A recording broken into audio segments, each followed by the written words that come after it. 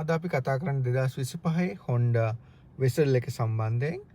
මේක interior features මොනවද, එක්ස්ටීරියර් features මොනවද කියලා අපි වීඩියෝ දෙකකින් කතා කරන්න බලාපොරොත්තු වෙනවා. මේ වීඩියෝ එකකින් මම අරන් එන්නේ ඉන්ටීරියර් ෆීචර්ස් කොනවද තියෙන මේකේ ඔප්ෂන්ස් සහ මොනවද ෆැසිලිටිස් තියෙන කියන එක මේකෙන් අපි ඩීටේල් කතා කරනවා. මුලින්ම අපි ස්ටාර්ට් කරමු ඩෑෂ්බෝඩ් එකෙන්. සෝ ඩෑෂ්බෝඩ් එක සාමාන්‍යයෙන් ඔය ස්ටාර්ට් කරාට පස්සේ මේ වගේ view එකක් තමයි තියෙන්නේ. ස්පීඩ් මීටර් එක තියෙනවා සහ ෆුල් ඩිජිටල් ඩෑෂ්බෝඩ් එකක් ඇවිල්ලා තියෙනවා. ෆුල් ගේජ් එක ඔය විදිහට පෙන්නනවා. ෆීචර්ස් ඊට පස්සේ රයිට් හෑන්ඩ් සයිඩ් එකේ වගේ පුෂ් ස්ටාර්ට් බටන් එක තියෙනවා. ලෙෆ්ට් හෑන්ඩ් සයිඩ් එකේ තියෙනවා බ්‍රයිට්නස් එක අඩු වැඩි කරන්න අවශ්‍ය නම් ඒක තියෙනවා.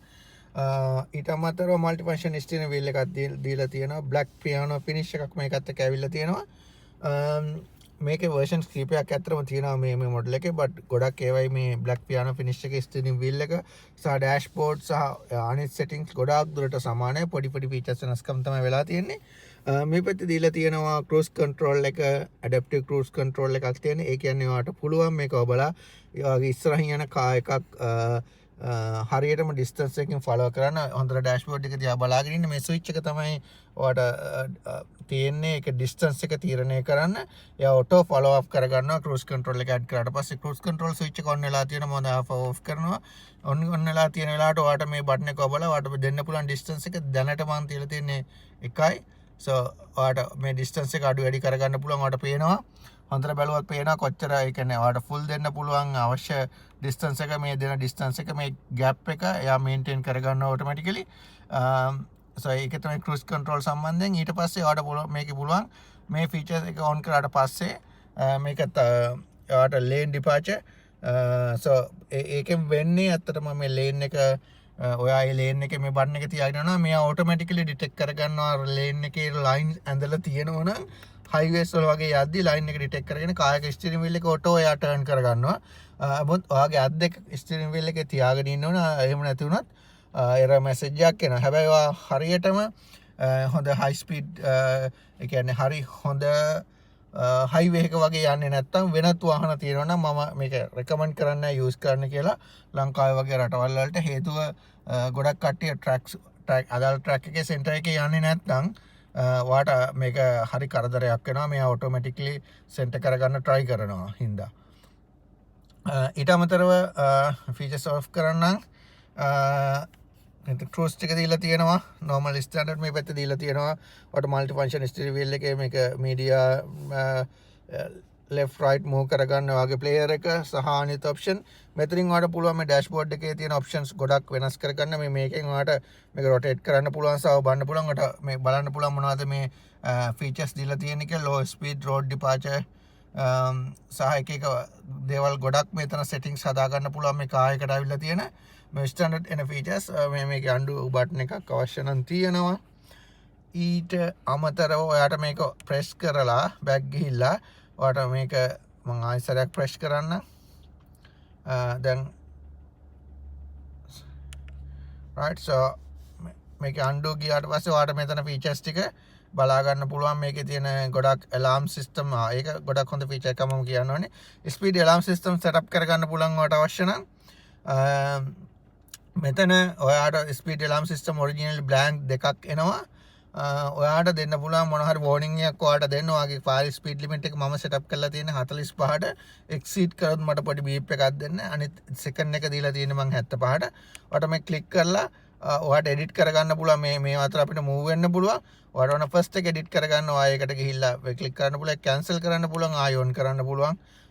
ඒ features ටික මෙතනින් ගන්න පුළුවන්. මම undo යනවා ආයිත් අවශ්‍ය නම්. undo back ගිහිල්ලා navigation එකත් ඔයාලට මෙතනට ගන්න පුළුවන්. ඔයා Google Map එක connect වෙලා තියෙනවා නම් home media player එකේ map එක on කරලා තියෙනවා නම් GPS on කරලා තියෙනවා නම් navigation ඔයාලට direct යන්න පුළුවන්. navigation on කරලා තියෙනවා නම් ඒකේ එතකොට turn and left right කියන details ඔක්කොම ඔයාට මෙතනින් display වෙනවා. අර පැත්ත බලන්න ඇත්තටම අවශ්‍යතාවයක් නැහැ. ඔයාට turn කොච්චර දුරකින්ද turn වෙන්නේ ඒ විස්තර ටික තියෙනවා. මම go back යනවා. one more time back යනවා. මේකේ තව details පෙන්නන්න. වගේ ෆෝන් එක calls ගන්න ඒ ටික පුළුවන්. audio setup හදා ගන්න පුළුවන්. මොන හරි song එක play කරන්න ඕන නම් ඒ විස්තර එතන කරගන්න පුළුවන් සාමාන්‍ය විදිහට. speed and time එකේ ඇත්තටම පෙන්නනවා වාගේ average details. ඇවරේජ් ස්පීඩ් එක කොච්චරද, කොච්චර ඩ්‍රයිව් කරලා තියෙනවා, කොච්චර ඩ්‍රයිව් කරන්න පුළුවන්ද දැන්ට තියෙන ෆූල් ක්වොන්ටිටි එකත් එක්ක. ඔයාලට පේනවා ඇති මේ කායක නම් ගොඩක් දුවලා නැහැ. මේක දුවලා තියෙන තාම කිලෝමීටර් 1204යි. ඊට අමතරව මම ආපහු බැක් යනවා. ෆුවල් ඩීටේල් එක ඇවරේජ් ඩිස්ක්‍රිප්ෂන් එකක් තියෙනවා සාමාන්‍ය ඕනම කාර් එකක තියෙන ලෙවල් එකේ දැනට. එහෙම නැත්නම් ඔයාලට ස්ටෑන්ඩඩ් ඔය විදියට RPM මීටර් එක මේ පැත්තේ තියාගෙන එහා පැත්තේ ස්පීඩ් මීටර් එක තියාගෙන යන්න පුළුවන්. මම සාමාන්‍යයෙන් කරන්නේ මම නම් ගොඩක් කැමති මේ ඉන්ෆර්මේෂන් කියන එක මම දාගෙන තමයි සාමාන්‍යයෙන් ඉන්නේ. එතකොට මොනවා හරි ඉන්ෆර්මේෂන් එකක් අපිට එයා ඩිටෙක්ට් කරොත් ඒක අපිට මෙතනින් පෙන්නනවා. මොනවා හරි ඩීටේල් එකක් මේ ඩිටෙක්ට් කරගත්තත් එයාට ගාලා මෙතනින් පෙන්නන එක ගොඩක් හොඳයි. එහෙම නැත්නම් ඒ ඔයා කැමති එකක් ඔයාලට මෙතනින් චේන්ජ් කරගන්න පුළුවන්. මේ ක්ලික් කරලා ඔප්ෂන් හදා ගන්න පුළුවන්. right අපි move වෙනවා මේ පැත්තට. මෙතන තියෙනවා වාගේ AC control unit එක.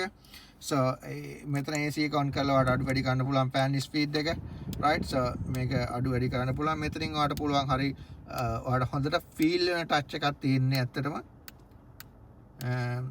හරිම quality digital meter එකක් තියෙන්නේ. digital temperature control එක unit එකක් තියෙන්නේ.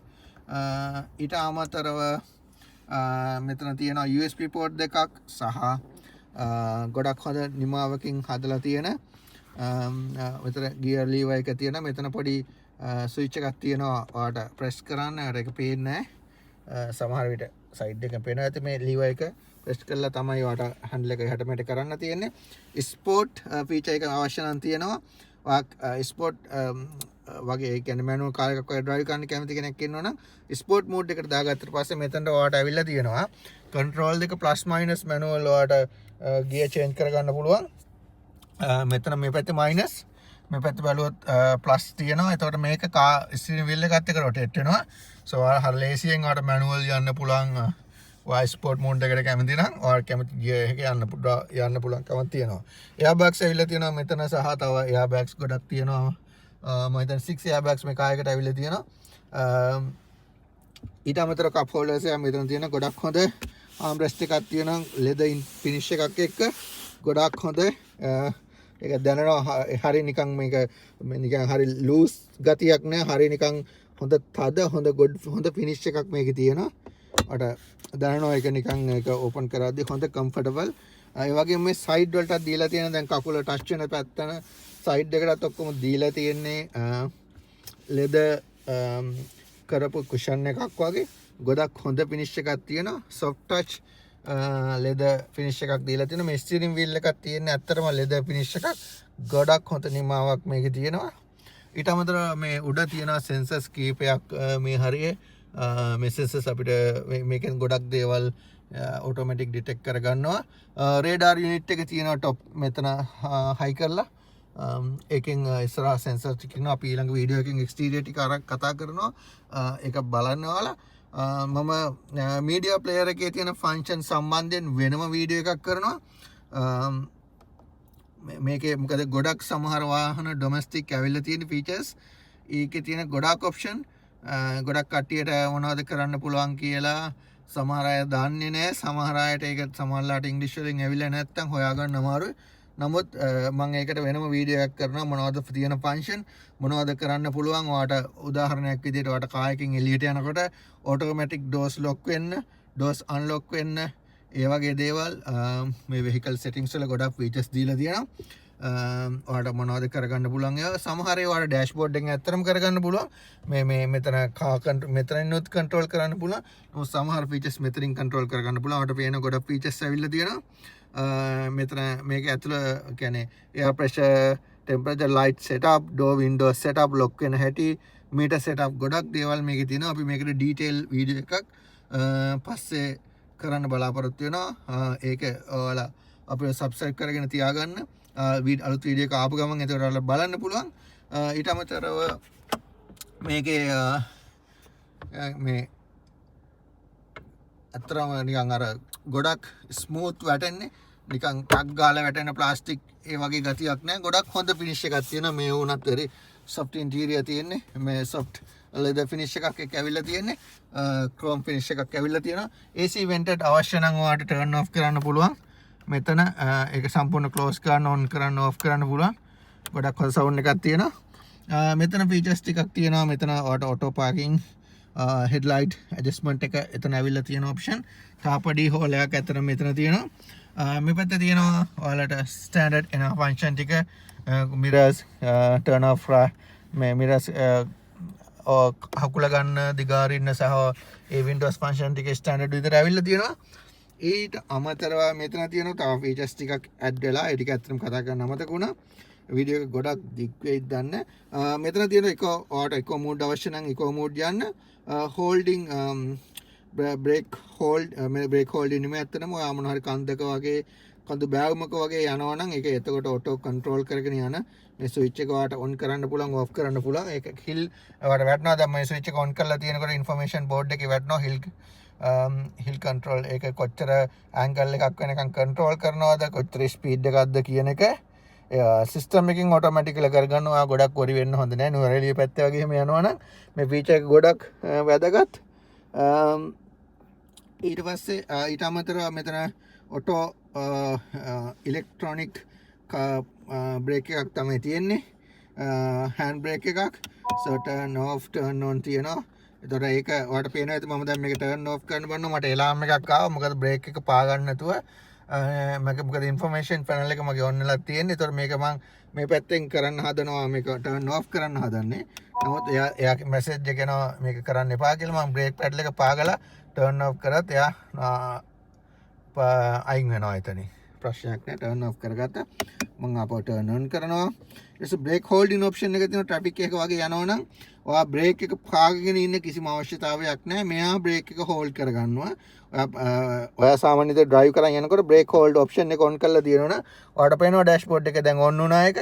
රයිට්. එතකොට ඔයාලට කරන්න තියෙන්නේ ඒක මේක දැන් turn off කරා මම බලන්න ඩෑෂ්බෝඩ් එකේ ඔන් වුණාට පස්සේ ඔයාලට ආයි ඩිස්ප්ලේ වෙනවා. එකපාරක් ඔන් වුන්නේ නැති නිසා දන්නේ. right on දාලා බලන්න gear එකට right so parking sensors active වෙලා තියෙනවා මොකද ඉස්සරහ object තියෙනවා ඒ හින්දා so brake holding option එක දැන් ඔයාලට පේන brake holding option එක enable කරාට පස්සේ seat belt එක දාන්න කියලා කියනවා එහෙම නැත්නම් ඒක වැඩ කරන්නේ නැහැ ඊළඟට right so ඊළඟට මම මේකේ reverse mode එකට යනවා ඊට පස්සේ ඒ features ටිකට අමතරව මම මේ ඉස්සරහා මෙතන ඇවිල්ලා තියෙනවා තව function කීපයක් lights ටික මෙතන තියෙනවා door on off තියෙනවා මේ සමහර SOS number කියලා සමහර SOS contact එකක් මේකේ පේන්න නැහැ ඒ ෆීචර් එක මේකේ දීලා තියෙන්නේ මේ Honda කායකට විශේෂයෙන් Honda වලට Honda app එකක් එනවා. ඒ app එක හරහා තමයි මේ features ගොඩක් ඒවා ඇත්තටම එන්නේ. ඒ හින්දා මේ දැන් සමහර cars වල දැන් Toyota වගේ ගත්තොත් මෙතන panel එකේ සාමාන්‍යයෙන් එනවා emergency contact number එකක් විශේෂයෙන් පිටරටවල ආයට ඒ බටන් එක එබුවම යාලා 000 කියන number එකක් හරි මොනවා හරි setup කරපු emergency contact number එකට accident එකකදී වගේ auto contact වෙනවා. එතකොට එයාලගේ help එකට නමුත් මෙතන මේකේ features දීලා නැහැ. මේකේ දීලා තියෙන්නේ app එකට lights දෙකක් දීලා තියෙනවා. එච්චරයි. සහ පිටිපස්සේ මම detail එක පෙන්නන්නම් පිටිපස්සට ගිහිල්ලා මේවා soft touch lights තියෙන්නේ ඇත්තටම මට පේනවා. පොඩි touch එකක් දැම්ම on off වෙනවා. LED lights